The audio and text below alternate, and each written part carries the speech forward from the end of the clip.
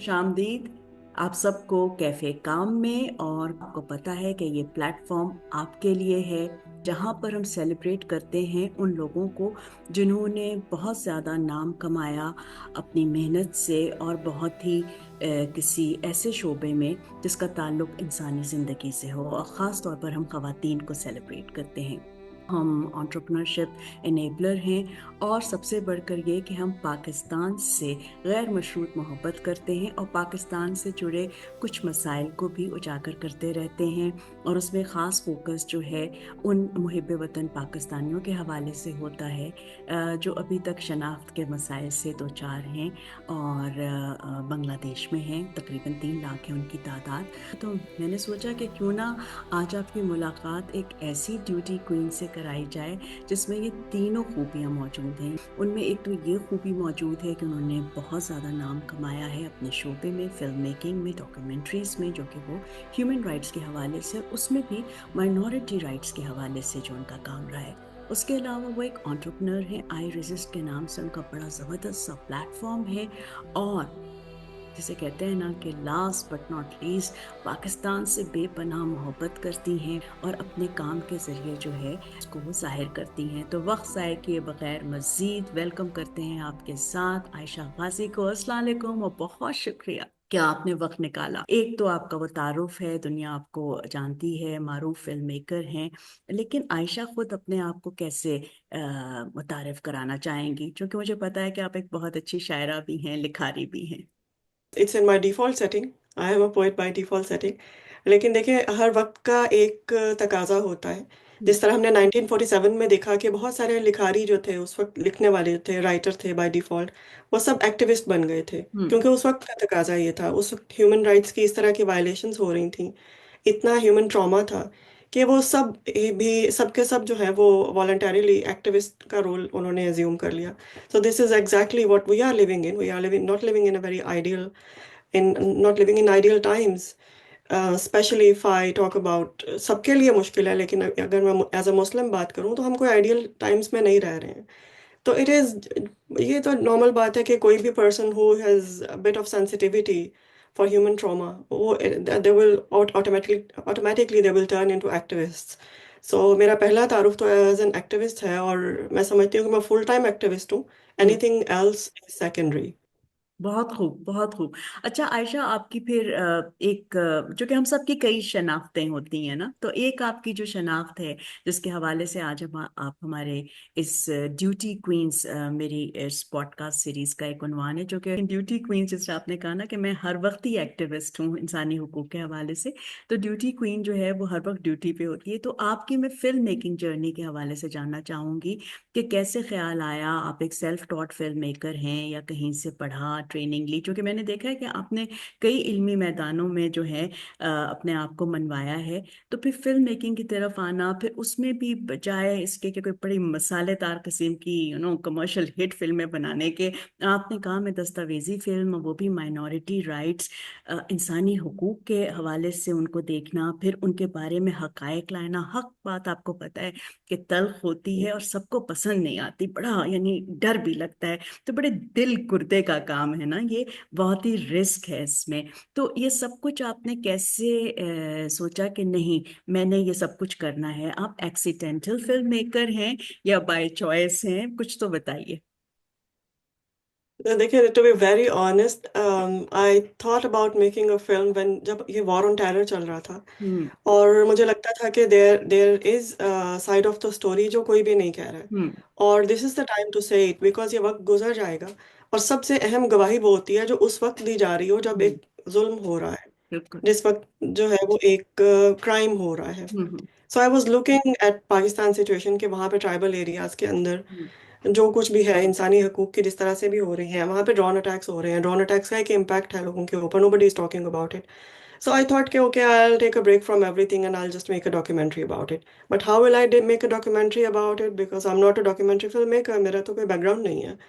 And I thought कि मैं लिखती थी, जाहिर है मैं आर्टिकल्स लिखती थी, ब्लॉग्स लिखती थी, पोइट्री लिखती थी, इसके ऊपर मैंने बहुत पोइट्री लिखी है, और ऑन टेरर के ऊपर भी। तो लेकिन मुझे लगता था कि the documentary film maker making is the best way जिससे आप अपनी बात आगे पहुंचा सकते हैं, जिससे हम्म। आप एडवोकेसी कर सकते हैं। in a way that is most engaging way to communicate your cause or your thoughts. सो अब मेरे पास रिसोर्सेज तो नहीं थे, जाहिर है, फिर मैंने शॉर्ट कोर्सेज लेने शुरू किए कि मैं तो अपने अपने रिसोर्सेज में अगर काम करना है तो I have to learn it, so I don't have to pay anyone. So this is how I started it. मैंने छोटे छोटे कोर्सेज से स्टार्ट किया फिल्म मेकिंग का। और जो मेरी पहली डॉक्यूमेंट्री थी basically suffering in silence, that was about the psychology of the victims of drones, जो वहाँ पे सब कुछ हो रहा था, and it was about the chemistry between war and terrorism, किस तरह एक दूसरे को सपोर्ट करती हैं सब चीज़ें।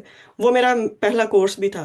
Basically I learn documentary by making a documentary, and from there I started. पहली दफा आपसे बिल मुशाफा तो नहीं, मतलब इस टेक्नोलॉजी के थ्रू बात हो रही है, लेकिन थोड़ी सी जो फोन पे हुई बात, तो मैंने कहा कि ये जो खातून है, ये तो बहुत ज्यादा जैसे कहते हैं ना, जो मेरा एक खास पसंदीदा कॉन्सेप्ट है, जिसको मैं अप्लाई करना चाहती हूँ पॉलिसीज में और जिंदगी में भी, वो एम्पैथी है। जो कि आपने कहा कि बहुत दिल को तकलीफ होती है, जो हम जिन लोगों के ऊपर मैं काम करती हूँ उनकी बारे में फिल्म बनाती हूँ। तो मैंने कहा अच्छा, ये कुछ दिल से बहुत ज्यादा है, जो कि मैंने हर तरह के डॉक्यूमेंट्री फिल्म मेकर्स देखे हैं कि बस वो इसको एक बिजनेस प्रोजेक्ट की तरह लेते हैं और फिर वो उससे डिटैच हो जाते हैं। तो ये जो था ना कि इतने संजीदा और इतने दुखी मौजूआत को चुनना, क्योंकि जिंदगी में अपने भी काफी बर्डन्स और दुख होते हैं, तो इसके बारे में भी अगर आप बताना चाहें तो बताएं। बिल्कुल बिल्कुल बिल्कुल, व्हाई नॉट। देखें, मेरा तो ये आपको पता है, एज अ मेरा वो बैकग्राउंड नहीं है, एकेडमिक बैकग्राउंड नहीं है, so why I chose it, because देखें, आई वांटेड टू से व्हाट आई वांटेड टू से and nobody is saying it, hmm. Right. तो इसलिए commercial film making is not for me. I do not do commercial film making eight hmm. All. मैं सिर्फ वो मौज़ूआत उठाती हूँ जिन पे मुझे लगता है कि इन पे बात होनी चाहिए, और एक ओप्रेसिव कैंपेन है इनको स्नब किए जाने की। हम्म। ठीक है, then I take it up as a duty कि नहीं, अगर मेन स्ट्रीम मीडिया इसको नहीं लेके आएगा, कोई भी इसको नहीं ले रहा है, तो I will take it as my personal objective and I will do it. और जैसे आपने कहा कि अगर देखें कमर्शियल फिल्म मेकिंग होती है ना, then you can detach from something. When you are doing something as a cause, तो आप उससे डिटैच नहीं हो सकते। तो बेसिकली अब तक मैंने जितनी डॉक्यूमेंट्रीज पे काम किया, वो सब एक बैगेज की तरह मेरे साथ चल रहे हैं। You know, things keep adding in me. There is nothing जिसको मैंने पीछे छोड़ दिया हो। From suffering in silence to son 47 was about in 1947, जो भी पंजाब में कत्लेआम हुआ और वहाँ से जो हिजरत हुई उसके ऊपर थी, क्योंकि अभी आई विटनेसेस चंद एक जिंदा थे। एंड आई थॉट कि अभी it is the time to record everything, and then there is Sarhad. It is about ideology of Pakistan. Ideology of Pakistan is something जिसको हमने बड़ा कंट्रोवर्शियल खास तौर पे बना के पेश किया, और हमने कोशिश की कि जो जनरेशन अभी जिंदा है उससे ना बात की जाए, हम उसकी अपनी डेफिनेशंस करें। तो दैट वाज एन एफर्ट कि नहीं भाई, उनको भी they had a contribution in Pakistan, हमें उनको सुनना है कि वो क्या कहते हैं, हमारी राय अलग है। So I worked on it. उसको पे 3-4 साल मुझे उसके ऊपर लग गए। Then I made change in the web, vendetta 9/11, so many things that I worked on. I went to there, I मैंने वहाँ पे बैरन लाइफ पे बनाई। और आई वेंट टू कैले, वहाँ पे जो सीरियन रेफ्यूजीज हैं, इराकी रेफ्यूजीज आए हुए हैं, उनके ऊपर एक शॉर्ट वर्क किया। सो लेकिन ऐसा नहीं हुआ कि किसी भी मौजू से फिर मैं डिटैच हो गई हूँ टॉपिक, बल्कि उसका ट्रॉमा, जी, ट्रॉमा उसका ट्रॉमा और भी साथ वो चलता है। थीम सेलेक्ट करना। लेकिन उससे पहले एक सवाल, जो आप चाहें तो उसका जवाब ना दें क्योंकि मुझे भी एहसास है कि आप किन एक मुश्किल मैदान है ना, कि आपके प्लेटफॉर्म का नाम है आई रेजिस्ट। तो जब आप इतने खौफनाक मौजूआत, जो कि हकीकतें हैं लेकिन खौफनाक हैं, हकीकत शायद खौफनाक ही होती है, तो जब उनको चुनती हैं, फिर कहती हैं मैंने फिल्म बनानी है, तो उसमें बहुत सारे लोगों से, इदारों से मिलना पड़ता है। बहुत सारे ब्यूरोक्रेटिक बैरियर्स भी होते हैं। तो आपको कभी रेजिस्टेंस का सामना करना पड़ा, या मामला चल रहे हैं, आप आसानी से अपना रास्ता निकाल लेती हैं और चली जाती हैं कैमरा लेकर? क्योंकि कम्युनिटीज की एक अलग उलझन होती है, वो ओपन अप कैसे होते हैं, लेकिन उन कम्युनिटीज तक एक्सेस होना भी मैं समझती हूँ एक बहुत बड़ी अचीवमेंट होती है। अब टेक्नोलॉजी की वजह से उनको लगता है फिल्म मेकिंग आसान हो गई है, लेकिन जो उसके पीछे जो प्रोसेस होता है, मैं उसके हवाले से कुछ जानना चाहूंगी जी। देख, आपने बड़ा एक इम्पॉर्टेंट एस्पेक्ट के ऊपर इस वक्त बात की है, जिसके ऊपर आमतौर पे मुझसे कोई बात नहीं करता है। So I would love to talk about it. To be honest, देखें, मल्टी लेयर्ड डिफिकल्टीज होती हैं। ये नहीं है कि एक डिफिकल्टी है सिर्फ एक लेयर के हम्म। ऊपर है। From top to the lower ranks, हर जगह के ऊपर आप बिल्कुल आम लोगों तक जाने की बात करें कि उन तक एक्सेस किस तरह होगी। और अगर आप टॉप टियर्स की बात करें, क्योंकि जैसे मैंने कहा वॉर ऑन टेरर के ऊपर मैंने बनाई, तो मैंने उस वक्त बनाई जब इसके ऊपर बात करना मना था हमारे हाँ भी। और मैंने ना सिर्फ बनाई बल्कि मैंने चलाई भी। और मैंने कैसे कर लिया, हालांकि मैं एक इंडिविजुअल हूँ। मैं आपको, अगर मैं एक जुमले में अगर मुझे सिर्फ इसका जवाब देने का कहीं कि जी बस एक ही आप बात कर सकते हैं, तो मैं कहूँगी कि डिवाइन हेल्प होती है, बहुत बड़ी डिवाइन हेल्प होती है। जो नेचर है, अल्लाह खुद फिल्टर आउट करता है कि भाई ये काम करना है, ये नहीं करना। कुछ के रास्ते बंद हो जाते हैं, कुछ के खुल जाते हैं। और जिनके रास्ते खुल जाते हैं, मुझे पता होता है कि अब मुझे कुछ नहीं करना, मुझे डिवाइन हेल्प मिलेगी। मैं I am just a normal person, just a common person. मेरी कोई बहुत बड़ा फैमिली पॉलिटिकल बैकग्राउंड नहीं है कि मेरे लिए बहुत आसानियां सब कुछ हो जाएंगी। I am just a common person. तो किस तरह ये होता है कि सब कुछ एक्सेसिबल होता जाता है, हर चीज़ खुद ही होती जाती है और जी। रास्ते बनते जाते हैं, और मैं लोगों को जानती भी नहीं हूँ जो हेल्प करने आ जाते ये पावर ऑफ पैशन की बहरहाल एक जगह है और उसकी हैं। दैट रेलेवेंस इज भी। वेरी, तो अब आपने जो पैशन दैट ड्रिवन आप रही वकालत भी करती हैं और बहुत सारे काम करती हैं, जो कि जो फिल्म है उसमें रिसर्च है, उसमें इसका स्क्रिप्ट है, फिर जो हमने कहा जो ब्यूरोक्रेटिक बैरियर्स हैं या हम्म। अनसीन अनसीन रुकावटें हैं या रेजिस्टेंस है, जो कि एक रेजिस्टेंस तो होता है जो नजर आ रहा होता है, आपको पता होता है कि इस जी। मौके पे किसको उलझन होगी। एक रेजिस्टेंस होता है जो हम्म। नजर भी नहीं आ रहा होता। बास लोग आपसे खुलकर बात नहीं करते लेकिन आपसे अलग भी होना शुरू हो जाते हैं। तो ये बड़ा एक हम्म। इस तरह की चॉइस है जिसमें आपको बहुत सारी और हकीकतें जो आपका इंटेंडेड ऑब्जेक्टिव नहीं होता दैट इज वो सो भी ट्रू। आपको पता चल जाता है। तो उस हवाले से आपने फिर भी अपनी आप राह आपने तराशी और आप डिटर्मिनेशन के साथ उस पर गामजन रही, अभी भी हैं।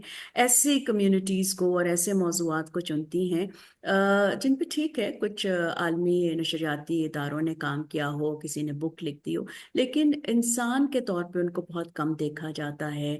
एम्पैथी लेंस से उनको कम देखा जाता है, यस। मार्जिनलाइज्ड होते हैं, स्टिग्मेटाइज्ड होते हैं, साइलेंस्ड होते हैं। और उसमें जिस तरह मैंने बात की, जो हमारा भी एक फोकस रहा है वो है उन मुहिब वतन पाकिस्तानियों के हवाले से अ, जो अभी तक पूरी तरह बांग्लादेशी शहरियत भी हासिल नहीं कर सके और वहाँ पे वो मकीन तो हैं मगर मकानों में नहीं हैं। कुछ हम्म। ऐसी जगह है जिसको कम से कम मैं तो अपने जो मेरा एक टेक्निकल जो नॉलेज है थोड़ी बहुत, उसको मैं कैंप नहीं कह सकती, लेकिन बहरहाल आम जबान में उनको कहा जाता है कि जो वो कैंप्स में रहते हैं वो किस तरह की जगह है, आप वहां से होकर आई। तो ये आइडिया आपको कब आया? जो कि 5 अगस्त के बाद तो बहुत सारे लोगों का हमने देखा कि वो सब बांग्लादेश और पाकिस्तान की ये जो नए दौर में एक ताल्लुकात शुरू हुए हैं, जो कि हम समझते हैं ताल्लुकात तो हमेशा से थे और उसमें कुछ ट्रैजिक चैप्टर्स आए और मुल्क भी टूट गया, जो किसी के लिए लिबरेशन हम्म। है, किसी के लिए रिवेंज है। तो आपको कैसे हम्म। ख्याल आया? आपको 5 अगस्त के बाद ख्याल आया, अगर मैं आपसे डायरेक्ट सवाल करूं, 2024, या 5 अगस्त से पहले ही आप इस कम्युनिटी के बारे में भी सोच रही थी इंसानी हुकूक के हवाले से? देखिए, आपने डॉक्यूमेंट्री फिल्म देखी होगी, 71 स्लॉटर हाउस। इतना एक्सटेंसिव वर्क है कि ये 4-5 महीनों में तो होना मुमकिन ही नहीं था। जी। आई स्टार्टेड दिस वर्क 3 साल पहले मैंने इस पे काम शुरू किया। जो इसकी पहली रिकॉर्डिंग्स हैं, उनमें से तो 2 लोग अब हयात भी नहीं है, जिनकी सबसे पहली रिकॉर्डिंग मैंने जाके की। और इतना टाइम गुजर गया कि ये मुकम्मल नहीं हो सका प्रोजेक्ट, बिकॉज किसी भी तरफ से ना तो दिलचस्पी ली जा रही थी और ना ही कोई मदद मिल रही थी। बल्कि उल्टा एक डिस्करेजमेंट का था कि भाई आप ये क्या मौजू लेके बैठ गई हैं, इसकी तो कोई डिमांड ही नहीं है, कौन देखेगा इसको। सो मैंने तो हमेशा ऐसे ही मौजूआत पे काम किया है जिसकी पहले डिमांड नहीं होती, डॉक्यूमेंट्री देखने के बाद पता चलता है कि कितनी डिमांड थी। लेकिन देखें, 3 साल एक डॉक्यूमेंट्री को लग जाना बहुत बड़ी बात है। बल्कि इसके दरमियान में एक और मैंने वेरी क्विक प्रोजेक्ट, 6 महीने का project, chain in the web मेरी डॉक्यूमेंट्री आई, जो मुस्लिम कॉन्वर्ट्स के बारे में थी, जो हिंदू लड़कियां मुसलमान जी। होती जी। हैं वहाँ पे। उनके बारे में एक बहुत बड़ा एक बड़ा force different point of view convergence पेश जो किया। है, जो एक human rights post issue conversion है। के ऊपर एग्जैक्टली, तो मैंने उनके ऊपर जाके काम किया कि रियल साइड क्या है, कहानी क्या है। वो बड़ा एक डिफिकल्ट प्रोजेक्ट था, अंदरूनी सिंध जाना, उन लड़कियों को ढूंढना, फिर एक different point of view present करना जो हमारे यहाँ बिल्कुल प्रेजेंट नहीं किया जाता। कि जैसे हम माइनॉरिटी राइट्स की बात कर रही थी, तो कन्वेंशनल माइनॉरिटी राइट्स के ऊपर मैं काम नहीं करती हूँ। उस मौजू पे भी मैंने जब बात की तो मैंने यही कहा कि भाई माइनॉरिटी तो वो हैं जो मुसलमान हो रहे हैं, और कितनी बड़ी मुश्किल है उनकी तरफ, उनके लिए, स्टेट लेवल से और फैमिली लेवल से और हर लेवल से। आप देख के आपको अंदाजा होगा कि what was the kind of work that I did. So देखें, उसके दरमियान में ये इतना बड़ा एक प्रोजेक्ट चेंज वेब का होके ख़त्म भी हो गया, लेकिन अभी ये वाली डॉक्यूमेंट्री पेंडिंग चल रही थी बिकॉज मुझे हेल्प नहीं मिल रही थी जो मुझे चाहिए। लोगों तक पहुंचने के लिए भी आपको हेल्प चाहिए। जाहिर है आपको एक्सेस के लिए, अब जिस तरह बांग्लादेश जाना था, पाकिस्तान के ऊपर अब तक पाबंदी थी। 2 दफ़ा मैंने 2022 में भी मैंने अप्लाई किया जाने के लिए, मुझे यहाँ की एम्बेसी ने, उन्होंने मेरा डॉक्यूमेंट्स खोले, हालांकि मैं ब्रिटिश पासपोर्ट के ऊपर जा रही थी, लेकिन मुझे नहीं जाने दिया गया। उन्होंने कहा नहीं जी, आप तो पाकिस्तानी हैं, आपकी वहाँ से क्लियरेंस आएगी। ब्रिटिश हाई कमीशन में यहाँ पे ये बात हुई, बांग्लादेश के ब्रिटिश में जो यहाँ पे ब्रिटेन में है। So it was a long process, इतना ज़्यादा इसमें मुश्किल आता है।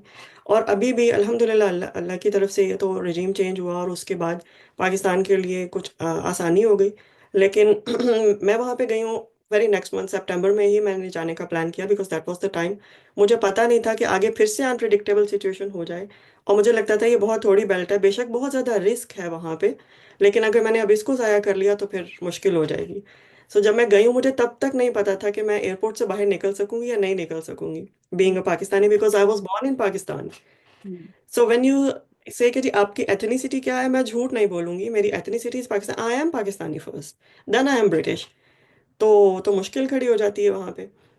लेकिन मैं वहां से जब बाहर निकली हूँ तो that was the sigh of relief, के शुक्र है कि मुझे यहाँ से एंट्री मिल गई है, and that was the time when I thought कि this is now documentary is going to be completed इंशाल्लाह। मैं तो तो चाहूंगी कि आपकी डॉक्यूमेंट्री वो यूट्यूब पे तो है, वो सब देखें। जी, और लेकिन अगर आपको कहा जाए कि आप तीन बातें उसके हवाले से हमारे देखने और सुनने वालों के साथ शेयर करें तो वो क्या होगी? और इस डॉक्यूमेंट्री से आप क्या समझती हैं कि एक मैक्रो लेवल पे, पॉलिसी लेवल पे क्या हासिल हो सकता है या इसका इम्पैक्ट क्या हो सकता है, एक बात। और उसके अलावा ये कि इस ट्रॉमा जो आपने कहा था ना, हमारी एक जो थोड़ी सी बातचीत हुई थी, उसके हवाले से भी अगर आप कोई बात करना चाहें, क्योंकि मैं आपको अनकंफर्टेबल नहीं करना चाहती जहां नहीं तक नहीं, आप बिल्कुल नहीं, आसानी बिल्कुल महसूस नहीं। करें, क्योंकि मेरे लिए खुद अभी बात करना बहुत मुश्किल हो रहा है, क्योंकि मैं 10-12 सालों से ये मेरी कम्युनिटी और ये मुझे आगे ही बहुत देर से हुई, तो इतना पेनफुल होता है। तो बहुत मुश्किल हो जाती है जब भी मैं कोई इस पे बात करती हूँ या कॉलम हम्म। लिखती हूँ, तो मुझसे देखा नहीं जाता और एक गिल्ट राइट भी होता है। तो आप बताइए हम्म। कि आप क्या क्या कुछ इस हवाले से शेयर करना चाहेंगी? देखें, आपने दो इसके पहलुओं पे बात की है। पहली बात ये देखें कि पॉलिसी लेवल के ऊपर, या हम अगर कहें कि स्टेट लेवल के ऊपर, मेरे लिए सबसे इम्पोर्टेंट चीज़ जो है वो नैरेटिव बिल्डिंग है। 50 साल हमारे साथ, अपनी कौम के साथ हम अपनी बात कर रहे हैं, मैं बांग्लादेश की बात नहीं कर रही, वहां पे तो जो हुआ इट इज, वो लोग खुद ही अंडू कर रहे हैं उसको। हमने अपने साथ झूठ बोला। हम्म। मुझे नहीं पता इस बात में क्या चीज माने थी, जिनको सच बोलना चाहिए था वो खामोश रहे, और उसकी खामोशी का फायदा उठाया गया, और हमारी अपनी कौम के साथ ही झूठ बोला गया। हमने अपनी बात कभी भी नहीं की, हमने अपना नैरेटिव कभी बयान नहीं किया। झूठ के पलंदे आपके ऊपर इकट्ठे होते गए, आपने कभी उसको रिबट करने की कोशिश नहीं की। After 50 years this is the first documentary जो प्रेजेंट करती है एक अल्टरनेट पॉइंट ऑफ व्यू को, एक उस पॉइंट ऑफ व्यू को जिसके ऊपर अब तक हमने बात करने को डिलिबरेटली, आई थिंक, उसको हमने प्रेफर नहीं किया। That is the political side of it. We will talk about it some other time hopefully, because अगर उस पर बात करेंगे बड़ी लंबी हो जाएगी। And then there is another side. वो साइड है प्योरली प्योरली ह्यूमन ट्रॉमा की, जेनोसाइड। इतना बड़ा जेनोसाइड हुआ, इतना बड़ा जेनोसाइड हुआ, और इतना बड़ा silence in the history of Mankind उसके ऊपर। ये this is something something remarkable, मतलब मेरे लिए ये काबिल बर्दाश्त नहीं था। ये जेनोसाइड की जो इस्तेलाह है वो तो इस्तेमाल हम बिल्कुल होती है। बिल्कुल, यू आर वेरी राइट, आपने बड़ी अच्छी बात यहाँ पे ऐड की कि देखें, एक तो ये लोग क्लेम किया जाता है इंडिया की तरफ से, क्योंकि सारा अभी तक जो भी था इसके ऊपर इंडिया की तरफ से एक नैरेटिव बिल्ड किया गया था कि जी बंगालियों को जेनोसाइड किया और पाकिस्तानियों ने किया। और आप अगर ऑनलाइन डाटा उठा के देखें तो भरा हुआ है इंटरनेट उससे, और आपको कोई अल्टरनेट साइड मिलती नहीं है। भाई systematic genocide according to the definition of genocide, UN definition of genocide, तो बिहारियों का हुआ था, वेस्ट पाकिस्तानीज का हुआ था, जो यहाँ से, और प्रो पाकिस्तानी बंगालियों का हुआ था जो वहां पे रह रहे थे, उनका तो 71 के, दिसंबर 71 के बाद शुरू हुआ ना। लेकिन उससे पहले हुआ बिहारियों का, उससे पहले हुआ वेस्ट पाकिस्तानियों का, उसके बाद बारी हुई आई है उन बंगालियों की जिन्होंने पाकिस्तान का साथ दिया।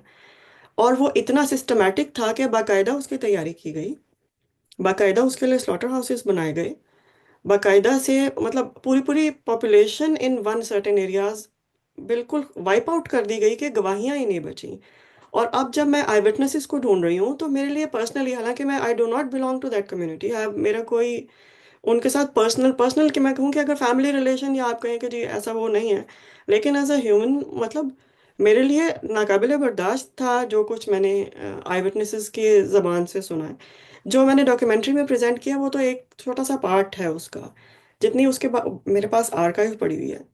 यहाँ तक कि उसकी एडिटिंग करते हुए आप इम्यून हो जाते हैं। आप एक काम करें, मैंने उसको 20 दफ़ा, 30 दफ़ा, 40 दफ़ा एक ही क्लिप को देखा है, ठीक है, आखिर में आपकी इम्यूनिटी डेवलप हो जाती है। इतना बड़ा ट्रॉमा है कि इतने प्रोसेस से गुजरने के बाद भी मैं इम्यूनिटी डेवलप नहीं कर सकी। Every time I go through certain I witnesses and I cry with them, because it is such a huge trauma what they have been through. And the second thing is कि अब तक इसके ऊपर silence रहा।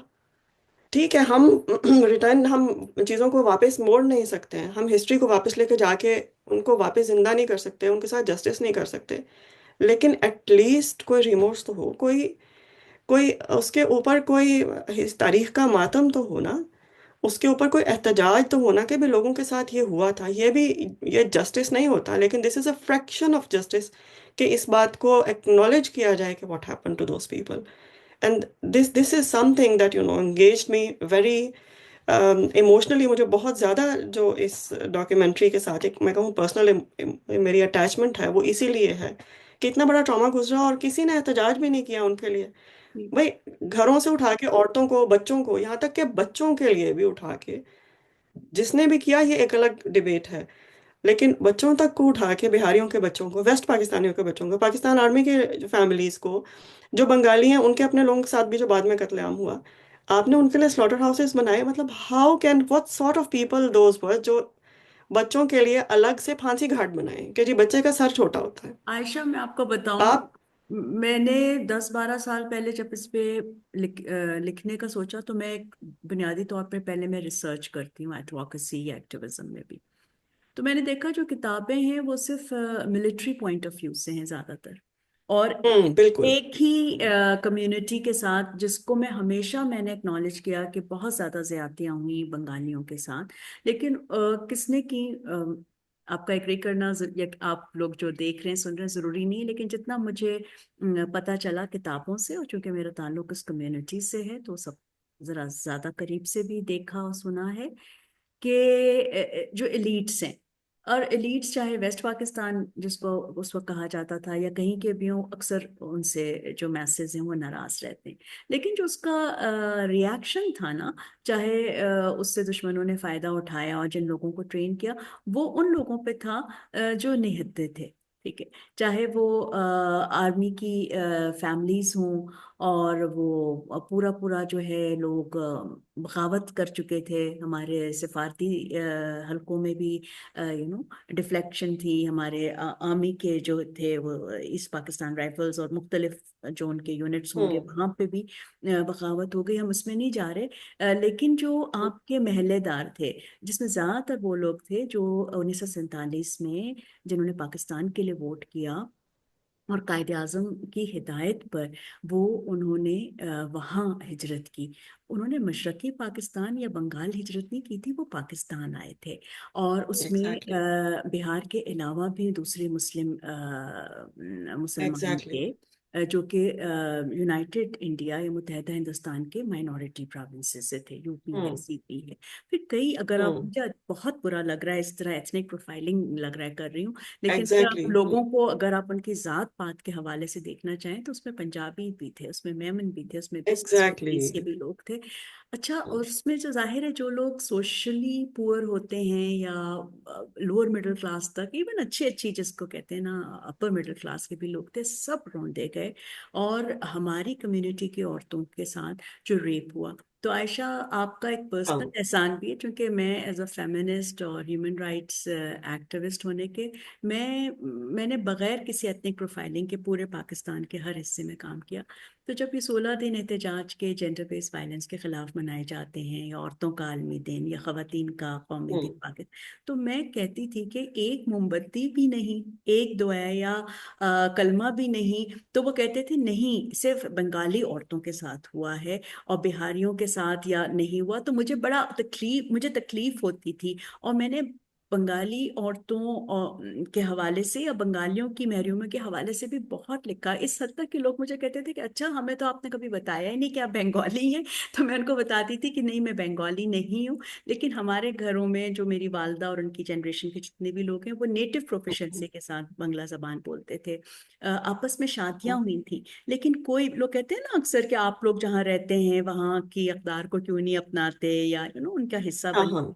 कोशिश। तो हम सब ने वो की, लेकिन हम हम्म। बहुत बेदर्दी से, वैसे कत्ल जिस तरह भी हो उसमें दर्द होता है, लेकिन जो जितना हाँ। उसका आखिरी दर्जे का जो बेईमाना तरीका हो सकता है, उस बेदर्दी से। और उसके बाद सबसे ज्यादा सितम ये हुआ कि 3 लाख लोग जो हैं इस पाकिस्तान के इस हिस्से को ही वो पाकिस्तान समझते हैं, वो नहीं आ सके। तो आयशा, आपका हम्म। पर्सनली बड़ा शुक्रिया। मैं इसलिए आपसे मिलना चाह रही थी, आपके बारे में सुना तो था, क्योंकि मैं अभी तक रो रही हूँ। और आपकी बात बिल्कुल सही है कि इस पे कोई रिमोर्स नहीं है, इसको सानेहात की फहरिस्त में भी शामिल नहीं किया जाता। बिल्कुल। तो बिल्कुल। आप मुझे बताएं पता ही आप। नहीं था जी। हाँ, पता ही नहीं, चूंकि अनएक्नॉलेज कर दिया ना, हिस्ट्री से वाइप आउट कर दिया, एग्जैक्टली। हम्म। मेन स्ट्रीम मीडिया में बिल्कुल। नहीं लाए। क्योंकि मुझे लगा था कि आयशा गाजी ने इतना जबरदस्त काम किया है, प्लीज इसको क्रिटिसिज्म ना समझिएगा।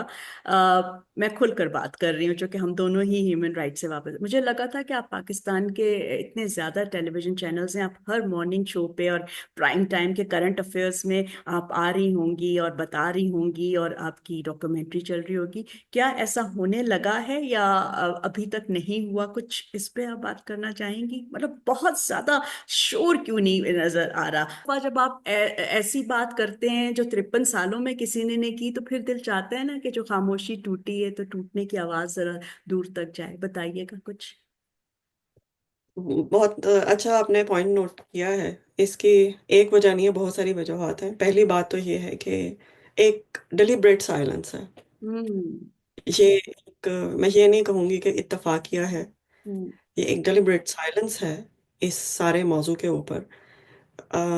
कोई ऐसा पाकिस्तान का बड़ा जर्नलिस्ट नहीं है जिसको ये डॉक्यूमेंट्री, मैंने खुद नहीं भेजी या उन लोगों ने नहीं भेजी जो इसमें मेरे साथ मेरे एक्टिविज्म में शामिल थे इस सर्टेन डॉक्यूमेंट्री के ऊपर।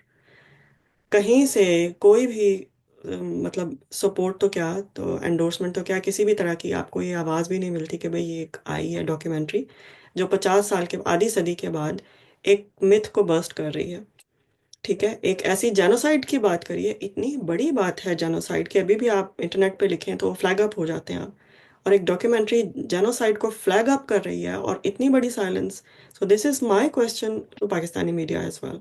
इससे पहले मैंने चेन इन द वेब भी बनाई, मैंने सरहद भी बनाई, मुझे वहाँ पाकिस्तानी मीडिया ने उसके ऊपर एक दी, अपनी प्रेजेंस का दिया, एक उसको एक्नॉलेज किया। लेकिन for this particular documentary so far there is a complete silence. ये तो नहीं हो रही ये वाली बात सुन के, लेकिन सिर्फ ये बताना चाह रही हूँ कि एक मुझे वैलिडेशन मिली है कि मैं 12 साल से यही बातें लिख रही हूँ। और मैं यही लिखती आई हूँ, बोलती आई हूँ कि 3 तरह के रिस्पॉन्स मिलते हैं। या तो कहीं से रेजिस्टेंस शो हो जाता है, या हम्म। मुकम्मल खामोशी, ऐसी खामोशी होती है हम्म। कि बहुत ज्यादा ही दिल घबराने लगता है। या अगर कोई हम्म। बज़ाहिर सुलझे हुए लोग जिनको आप बहुत पढ़ा लिखा समझते हैं और हम्म। इंसान दोस्त समझते हैं, उनसे हम्म। बात हो जाए, तो वो कहेंगे ना मेरी बहन वो ठीक है, मगर आपको नहीं पता वो लोग कैसे हैं, डेमोग्राफी चेंज हो देखिए जाएगी, पता है क्या हुआ खामोश इसमें हो जाएं। इसमें तो मैं कहती हूँ कि डेमोग्राफी चेंज हो जाएगी। हम लोग बाहर जाते हैं तो हम चाहते हैं कि हमें बर्तानिया में, अमेरिका में, जितने भी ऐसे मुल्क हैं जहाँ पे पाकिस्तानी इमिग्रेट होना चाहते हैं, कोई बुरी बात नहीं है, लीगल है, तो हम चाहते हैं वहां में पूरे हुकूक मिले, हम वहां की पार्लियामेंट तक में भी जाएं। यानी जब आप वहां के शहरी हैं तो हम्म। आपको वही सारे। और अपना ये हाल है कि वो लोग जिन्होंने पाकिस्तान बनाया और उसको बचाने की हम्म। कोशिश की, उनको आपने बिल्कुल जो है ना छोड़ दिया है, भूल गए। तो एक शेर है प्रोफेसर नजीर सिद्दीकी मरहूम का, मेरे वाले साहब भी थे, कि अ, वो क़यामत जो सर से गुजरी है, देखिए कब शऊर से गुजरे। इसमें इतना सा मैं जरूर ऐड करना चाहूंगी कि कुछ काम जो है ना वो लोगों के करने के भी होते हैं। अगर स्टेट एक काम नहीं कर रही, मुझे पता है कि स्टेट एक काम नहीं कर रही, मुझे पता है कि ये डॉक्यूमेंट्री जो मैंने बनाई है ये एक इदारे के करने का काम था, ये एक स्टेट के करने का काम था, उन्होंने नहीं किया तो ना करें, मैंने कर लिया। राइट। मुझे इस हवाले से थोड़ी सी शिकायत हमारे उन बिहारियों से भी है जिन्होंने ये सारा ट्रॉमा देखा, जिन्होंने सारा जुल्म देखा, और उनको अल्लाह ने मौका दिया कि वो पाकिस्तान में शिफ्ट हो गए। ठीक है, आपको उनमें से, पूरी कम्युनिटी में से बहुत थोड़े लोग मिलेंगे जो इस मसले पे एक्टिव हैं। ज़्यादातर लोगों ने सिर्फ इसको अपने पॉलिटिकल उसके लिए इस्तेमाल किया, वोट बैंक बनाने के लिए मैं कहूँ, या बस अपने पॉलिटिकल पर्पसेस के लिए यूज़ किया। सबसे बड़ी रिस्पॉन्सिबिलिटी तो उन लोगों की थी ना जिनको अल्लाह ने ये मौका दिया और पावर दी कि भाई अब आप अपनी कम्युनिटी का तो केस रिप्रेजेंट करें ना। आपने सिर्फ उसको पॉलिटिकल पॉइंट स्कोरिंग करके तो आपने उसको छोड़ दिया। I can hardly count on my fingers जितने लोग इसके ऊपर एक्टिवली, जिन्होंने इसके ऊपर अब तक काम किया। जिस तरह आप हैं, आप 12 साल से लिख रही हैं, एहतशाम निज़ामी साहब हैं, there are few other people जो इसके ऊपर काम कर रहे हैं। काउंट कर सकते हैं आप फिंगर्स के ऊपर। हम आपको पता है कि इस तरह की नशस्त में कभी भी किसी पे इल्ज़ाम तराशी नहीं करते, लेकिन जो फैक्ट्स हैं वो भी सामने लाना ज़रूरी है। तो आयशा का एक मुशाहिदा ये भी रहा कि खुद जो उर्दू स्पीकर्स हैं और बिहार की कम्युनिटी से भी जो लोग ताल्लुक़ रखते हैं, जो आ गए बांग्लादेश बनने के बाद, और ज़्यादातर कराची में हैं, उन्होंने अपनी कम्युनिटी के लिए क्या किया।